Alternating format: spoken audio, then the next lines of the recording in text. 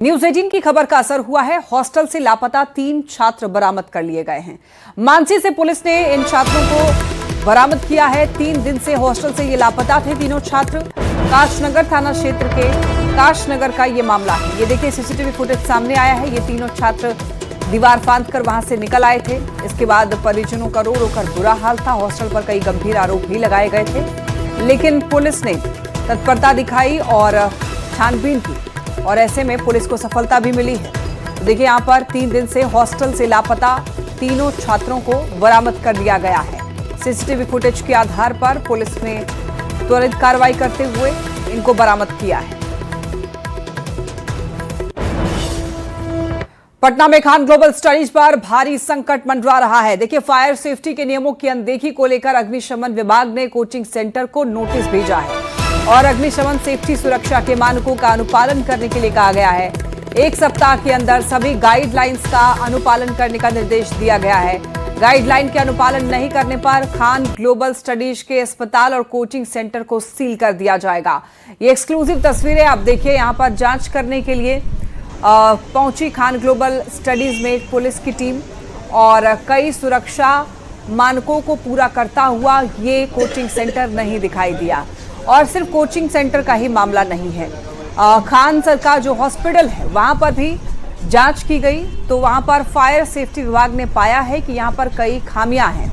जो एक मैप होता है फायर सेफ्टी का वो भी वहां पर नहीं था।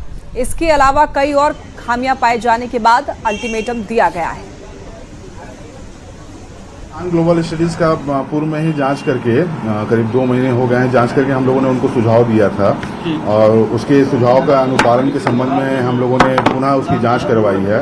तो इसमें यह पाया गया है कि यहाँ फिक्स्ड फायर फाइटिंग सिस्टम की व्यवस्था नहीं है। इसके अलावा जो ओवरहेड टैंक में 25,000 लीटर का उनका ओवरहेड टैंक होना चाहिए, वो मात्र 5,000 लीटर का है। इनके यहाँ जो पंप की व्यवस्था होनी चाहिए पानी की सप्लाई कराने के लिए, वो व्यवस्था नहीं कराई गई है। डाउन कमर सिस्टम जिससे कि ओवरहेड से पानी हर फ्लोर तक आता है, उसकी व्यवस्था नहीं कराई गई है। फायर अलार्म सिस्टम नहीं है इनके यहाँ।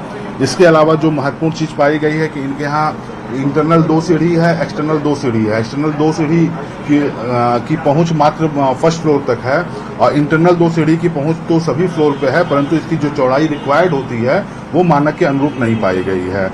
इसको लेते हुए हम लोगों ने उनको पुनः एक अंतिम नोटिस निर्गत किया है कि इन सारी चीजों का वो अनुपालन कर लेंगे, अन्यथा जो भी अग्निशमन अधिनियम और नियमावली के तहत जो भी विधि सम्मत प्रक्रिया है उसका पालन करते हुए हम लोग अग्रतर कार्रवाई करेंगे। हम लोगों ने 7 से 10 दिन का भी उनको समय दिया है और इस 7 से 10 दिनों में अगर वो अनुपालन नहीं किया जाता है तो अपने अधिनियम और नियमावली की अग्रतर कार्रवाई के तहत कारण परीक्षा उनसे की जाएगी और उनका कारण परीक्षा अगर संतोषप्रद नहीं पाया जाता है तो उस भवन को खाली कराते हुए सील कराने की जो अग्रतर कार्रवाई है वो कार्रवाई की जाएगी। पटना से बड़ी खबर। अग्निशमन विभाग की ये बड़ी कार्रवाई जिसमें 6 कोचिंग संस्थानों पर एक्शन लिया गया है। 6 कोचिंग सेंटरों को सील किया गया। फायर सुरक्षा मानकों में कमी होने पर यह कार्रवाई की गई है। 6 कोचिंग को अग्निशमन विभाग ने नोटिस भेजा है। तो देखिए यहाँ पर आपको बताते चलें, ये खबर अग्निशमन विभाग से जुड़ी हुई। यहाँ पर बताया जा रहा है कि बड़ी कार्रवाई की गई है और 6 कोचिंग संस्थानों पर एक्शन लिया गया है। इन कुछ कोचिंग को अल्टीमेटम दिया गया है, उनको समय दिया गया है कि इन जितने भी ये मानक हैं उनको वो पूरा कर लें या फिर उसके बाद कोचिंग सेंटर को सील कर दिया जाएगा। मुजफ्फरपुर के एक अस्पताल में आग लगने की घटना के बाद अस्पताल की फायर सेफ्टी व्यवस्था पर सवाल उठ रहे हैं और इसी को लेकर न्यूज 18 ने आरा के सदर अस्पताल का जायजा लिया और इसके बाद देखिए जांच में अस्पताल में फायर सिलेंडर, पाइपलाइन और वार्डों में आग बुझाने की व्यवस्था तो सही पाई गई, लेकिन अस्पताल में फायर सेफ्टी सिस्टम को संचालित करने के लिए कोई फायर सेफ्टी अधिकारी या प्रशिक्षित तकनीकी कर्मचारी मौजूद नहीं है। रेस्टोरेंट में लगी आग और मुजफ्फरपुर के एक निजी अस्पताल में लगी आग के बाद फायर सेफ्टी को लेकर के कई सवाल खड़े हो रहे हैं। देखिए इस वक्त हम मौजूद है ये आरा सदर अस्पताल का। देखिए पूरा जो फायर सिस्टम है वो यह है और यहीं से पूरे आग बुझाने के लिए पूरा जो ये सिस्टम लगाया गया यहीं से संचालित होता है। और यहाँ जो सदर अस्पताल है उसमें काफी संख्या में जो मरीज और उसके परिजन है वो आते हैं। उसको लेकर के जब हम पड़ताल करने पहुंचे हैं तो देखिए यहाँ पर जो फायर का इंतजाम है वो हम आपको दिखाना चाह रहे हैं। ये आरा का अस्पताल का इमरजेंसी वार्ड है और वो कितना सक्रिय है, क्या इसके लिए कोई स्टाफ रखे गए हैं ताकि आपातकालीन स्थिति में इसको ऑपरेट किया जा सके, इसको चालू किया जा सके। उपकरण तो दिखाई दे रहे हैं, वो जो ऑक्सीजन का सिलेंडर है, आग बुझाने वाला जो उपकरण होते हैं वो सब तो दिखाई दे रहे हैं, बट अगर कोई घटना घट जाए, कोई अनहोनी हो जाए, तो उसके लिए कौन ऑफिसर, कौन स्टाफ रिस्पॉन्सिबल होंगे और किनके यहाँ ड्यूटी लगी हुई है, ये सदर अस्पताल में आप नहीं दिखेंगे। सबसे इसके लिए तो सुरक्षा का पूरा इंतजाम सरकार को करना चाहिए और जो भी यहाँ पर ये चीजें दिख रही हैं, फायर का यहाँ पर देख रहे हैं हम लोग, सुविधाएं हैं, लेकिन संचालन करने के लिए लोग नहीं है। इसके लिए सरकार संचालन करने के लिए लोग यहाँ पर मुहैया कराए, नियुक्ति की जाए और इसके अलावा जो भी चीज की कमी है अस्पताल में, जो भी जरूरी व्यवस्थाएं है उनको मुहैया कराया जाए। इसका जो डेट है रिफिलिंग का, वो भी डेट है उसमें 29/5/2027 लिखा हुआ है, लेकिन इसको ऑपरेट कौन करेगा जब कोई इमरजेंसी होगा, आग लगेगी, उसके लिए कोई इंतजाम नहीं किए गए हैं। उसको लेकर के कई लोग सवाल खड़े कर रहे हैं और साफ तौर पर उनका कहना है कि यहाँ जब फायर सेफ्टी का इंतजाम किया गया है पूरे अस्पताल में, तो उसको ऑपरेट करने के लिए भी टेक्नीशियन की जरूरत है ताकि कोई आपात स्थिति में उसको ऑपरेट किया जा सके। चंदन कुमार, न्यूज़ 18 भोजपुर। छपरा सदर अस्पताल में अग्नि सुरक्षा व्यवस्था की जांच के लिए फायर सेफ्टी विभाग की टीम ने ऑडिट किया और निरीक्षण के दौरान अस्पताल के कई हिस्सों में गंभीर कमियां सामने आई। जांच में यह पाया गया कि कई जगह अग्निशामक यंत्र मानकों के अनुरूप नहीं थे और उनकी समय पर सर्विसिंग भी नहीं हुई थी। कुछ भवनों में आपातकालीन निकास मार्ग के संकेतक भी पर्याप्त नहीं मिले। अधिकारियों ने अस्पताल प्रबंधन को जल्द कमियां दूर कर सुरक्षा व्यवस्था मजबूत करने के निर्देश दिए हैं।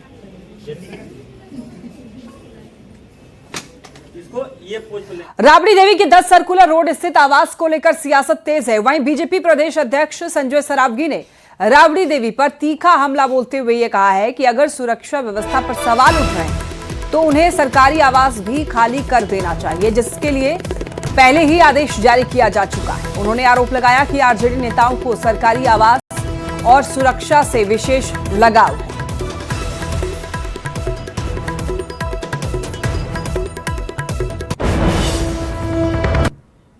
सुरक्षा छोड़ने वाले हैं, न ये लोग आवाज छोड़ने वाले हैं। 2018 में भी इन लोगों ने ऐसे कहा था मैं सुरक्षा नहीं लूंगा। अरे तो जो लोग और ज्यादा स्टेटस सिंबल के नाम पर चाहते हैं 10-10, 12-12 भला कमांडो आगे पीछे चले, ये सब होने वाला नहीं है। देखिए, सुरक्षा समिति है राज्य में, जिलों में सुरक्षा समिति, उसमें वो अधिकारी है, वो लोग निर्णय करते हैं कि कोई थ्रेट है, कोई परसेप्शन है तो अतिरिक्त सुरक्षा देनी है कि नहीं देनी है। मुख्यमंत्री के नाते, पूर्व मुख्यमंत्री के नाते जो भी सुरक्षा सरकार में दे है वो सभी सुरक्षा उनको दिया। कितना बिहार के पूर्व सीएम नीतीश कुमार आज नालंदा पहुंचे और नीतीश ने हरनौत में अपनी मौसी के यहां जाकर परिवार वालों से शिष्टाचार मुलाकात की। पूर्व मुख्यमंत्री का काफिला गांव में पहुंचते ही नीतीश कुमार जिंदाबाद के नारे लगने लग गए। इस दौरान पूर्व सीएम ने गाड़ी से ही हाथ जोड़कर लोगों का अभिवादन किया। तकरीबन 5 मिनट तक पूर्व सीएम गांव में ठहरे, जहां उन्होंने अपनी मौसी स्वर्गीय देवलगन देवी और मौसा स्वर्गीय रामनानंद सिंह के चित्र पर माल्यार्पण किया।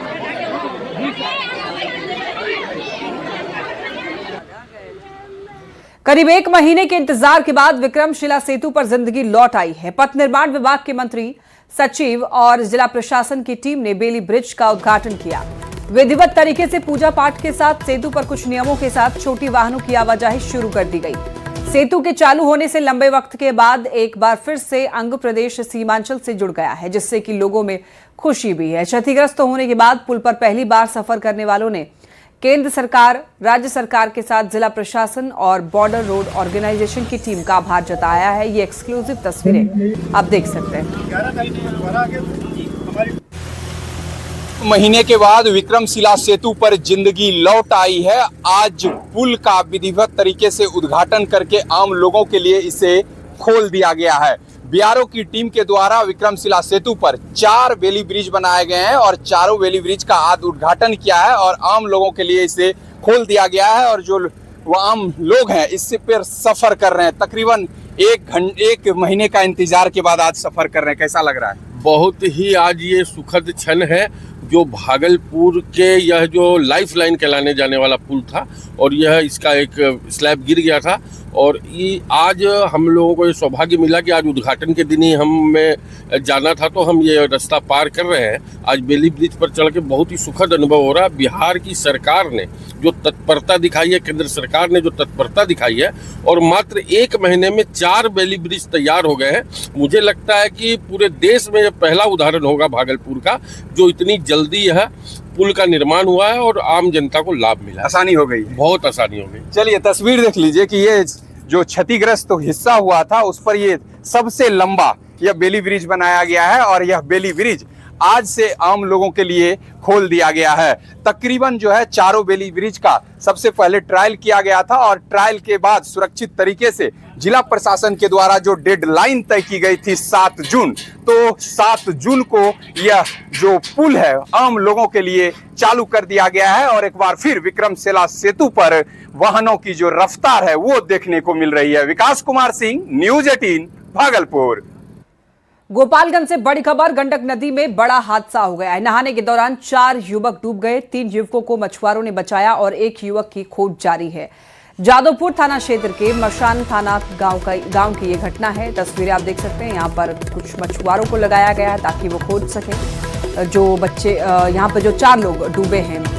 नहाने के दौरान 4 युवक डूबे हैं। 3 युवकों को मछुआरों ने बचा लिया।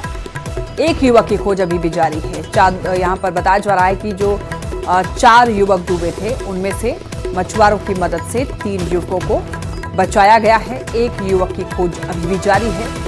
जादवपुर थाना क्षेत्र के मशान थाना गांव की यह घटना है।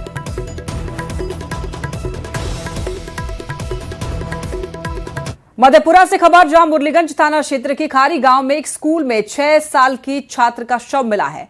स्कूल परिसर में शौचालय के पास पाइप से बंधा हुआ शव मिलने से सनसनी फैल गई। मृतक पोखराम परमानंदपुर वार्ड संख्या 10 का आनंद प्रेम था जो यूकेजी का छात्र था और पिछले करीब 6 महीने से खारी स्थित जेडी पब्लिक स्कूल के छात्रावास में रहकर के पढ़ाई कर रहा था। मृतक की दादी ने हत्या का आरोप लगाया है। परिजन शव लेकर स्कूल पहुंचे, जमकर हंगामा किया। स्कूल में पढ़ने वाले कुछ छात्रों ने यह दावा किया कि शनिवार देर रात 2 अज्ञात व्यक्ति स्कूल परिसर में आए थे और आनंद प्रेम को अपने साथ ले गए। हालांकि पुलिस ने अभी तक इस दावे की आधिकारिक तौर पर पुष्टि नहीं की।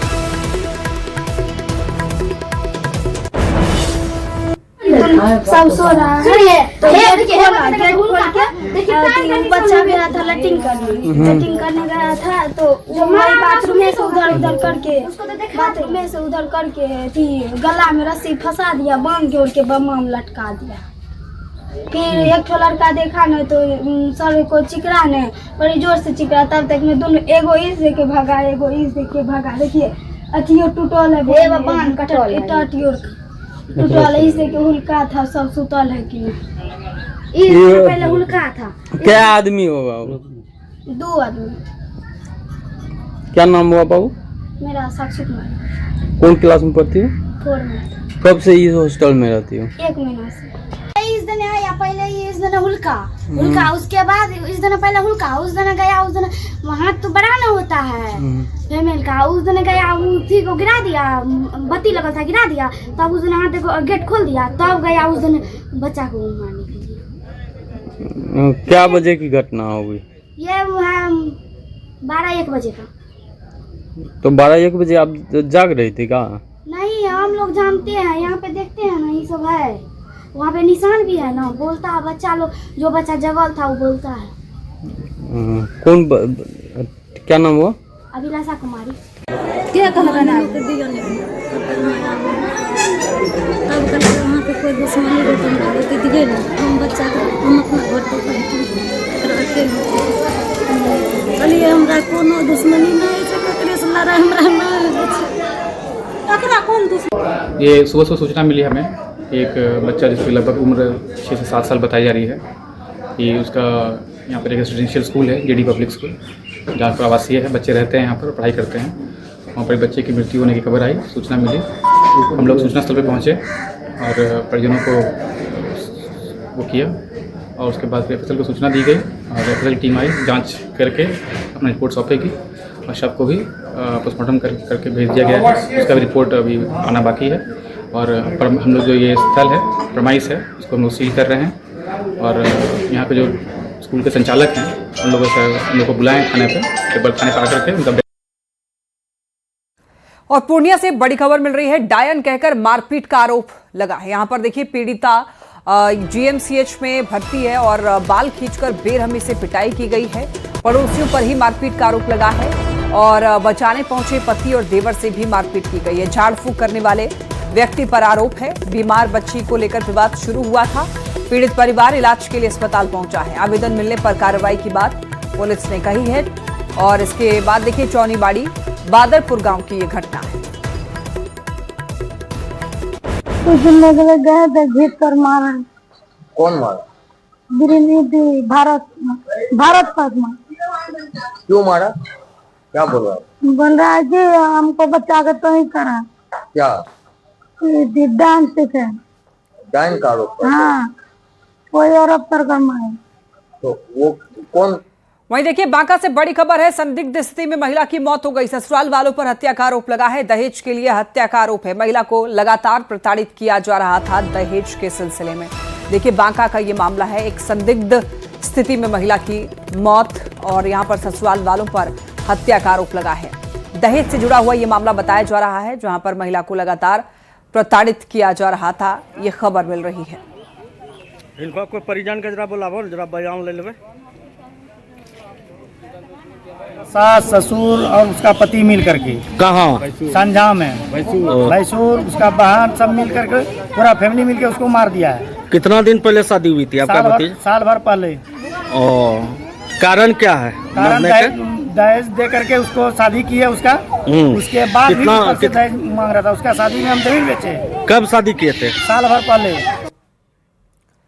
और बड़ी खबर बेतिया से, जहां पर साठी थाना क्षेत्र के खजूरिया नंदटोला गांव में हुई ताबड़तोड़ फायरिंग से पूरे इलाके में यहां पर देखिए सनसनी फैल गई। गोलियों की तड़तड़ाहट की वजह से ग्रामीण दहशत में आ गए। देखिए घटनास्थल पर लोगों की भीड़ जुट गई। करीब आधा दर्जन राउंड यहां पर फायरिंग हुई।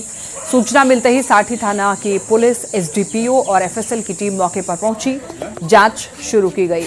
पुलिस ने घटनास्थल से 5 खोखा बरामद किया है। जानकारी के अनुसार 2 बाइक पर सवार 3 लोग खजूरिया नंदटोला गांव पहुंचे और फायरिंग की घटना को अंजाम देकर वहां से फरार हो गए। बताया जा रहा है कि पारिवारिक विवाद में फायरिंग की घटना को अंजाम दिया गया। ससुराल पक्ष पर हमले का आरोप है।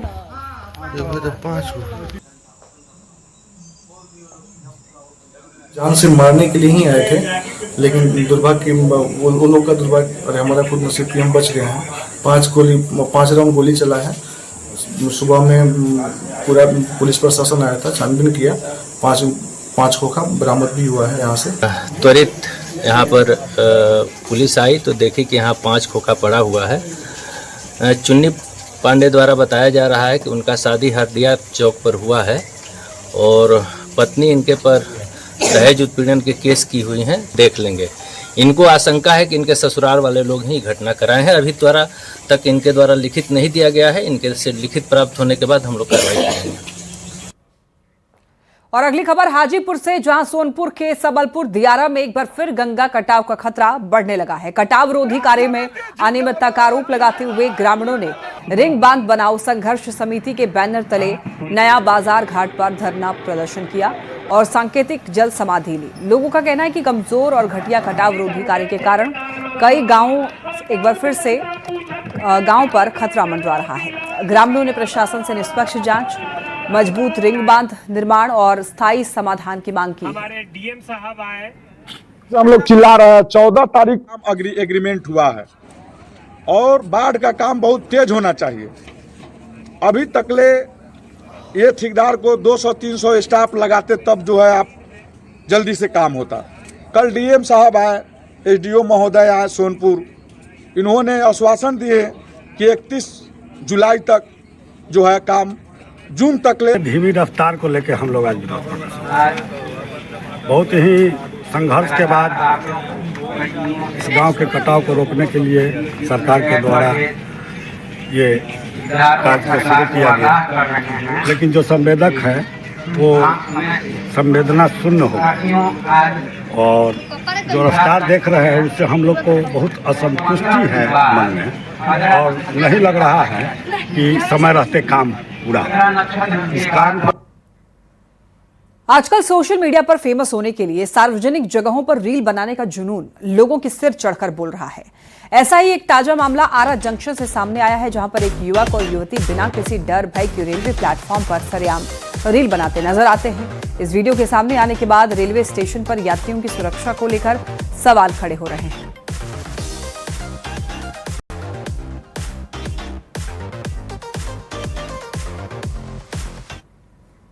गोपालगंज में कृषि मंत्री विजय कुमार सिन्हा ने यह कहा कि लीची, आम और मखाना किसानों की आय बढ़ाने के लिए सरकार विशेष योजना चला रही है।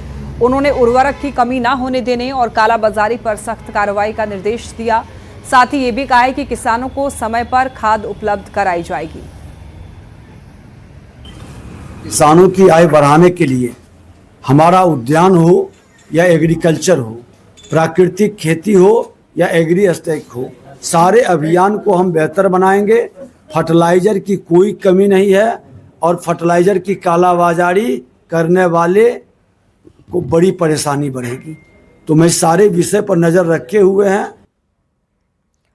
मुजफ्फरपुर में हॉस्पिटल में आग और दिल्ली में होटल के आग लगने के बाद मुंगेर में जिला प्रशासन अलर्ट मोड में है। अग्निशमन विभाग ने शहर के hotel, restaurant, health care centre और निजी अस्पतालों में विशेष अग्नि सुरक्षा ऑडिट अभियान चलाया है, जिसमें कई संस्थानों में भारी लापरवाही उजागर हुई है। जांच के दौरान कई संस्थानों में अग्नि सुरक्षा मानकों की कमी पाई गई, जिसके बाद विभाग ने तत्काल सुधार के निर्देश दिए हैं। एक तय सीमा में अगर वो फायर सेफ्टी के मानकों को पूरा नहीं करते तो उनके संस्थानों के सील करने का भी काम किया जाएगा। अभी हम लोगों का पूरे बिहार में ये अभियान के तौर पे चलाया जा रहा है, ताकि फर्स्ट फेज में हम लोग जितने होटल हैं और जितने हॉस्पिटल हैं, वो निजी हों या सरकारी हों, इनका हम लोग फायर ऑडिट कर रहे हैं। और जो होटल या हॉस्पिटल अगर हमारे नॉर्म्स के अनुरूप नहीं होंगे, उन पर हम लोग कार्रवाई करेंगे। बिहार राज्य उच्च जाति आयोग के अध्यक्ष महाचंद्र प्रसाद सिंह ने प्रसाद हॉस्पिटल में हुए अग्निकांड का जायजा लिया। उन्होंने घटना पर गहरा इस घटना को लेकर दुख व्यक्त किया है। जिम्मेदारों के खिलाफ सख्त कार्रवाई की भी बात कही। ये भी कहा है कि अगर जांच में अस्पताल की लापरवाही सामने आती है तो सरकार कड़ी कार्रवाई करेगी और दोषियों को किसी भी हाल में बख्शा नहीं जाएगा। तस्वीरें आप ये देख सकते हैं। यहाँ पर महाचंद्र प्रसाद सिंह ने जायजा लिया है, घटना पर पहुंच करके दुख व्यक्त किया है। और इतना ही नहीं, उनका कहना है कि जो भी इसमें दोषी होंगे उन पर कार्रवाई जरूर होगी। सील नहीं ना हुआ हॉस्पिटल सील हो गया।